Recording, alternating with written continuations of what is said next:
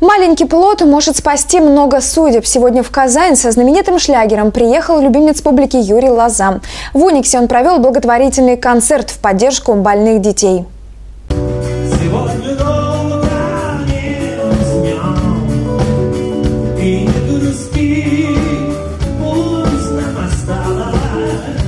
Сегодня песни Юрия Лозы знают не только те, кто рос в 80-е, но и даже самые маленькие дети.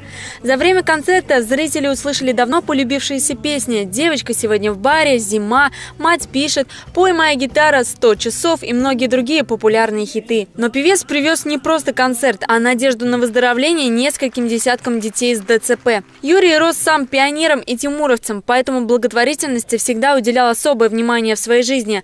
А сегодня считает внимание к тем, кто нуждается в помощи, особенно актуально. Это, во-первых, важно, во-вторых, это должно быть соответствующим образом организовано. К этому надо уже прилагать серьезные усилия, потому что сейчас, как показывает практика, во всем мире, когда вот, допустим, Анджелина Джоли едет в какие-то благотворительные акции, эти акции освещаются самым широким образом, потому что за ней пойдут люди, которые могут реально помочь.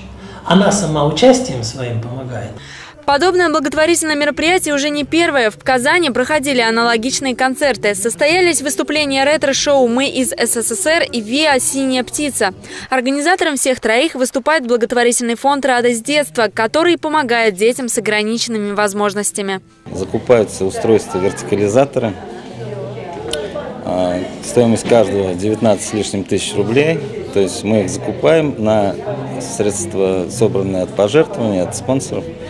И передаем семьи безвозмездно, то есть, что достаточно облегчает жизнь этих детей и их родителей соответственно.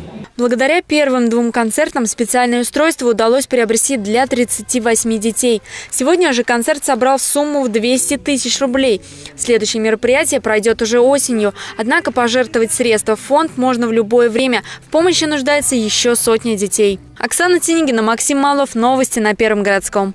Это как шпроты без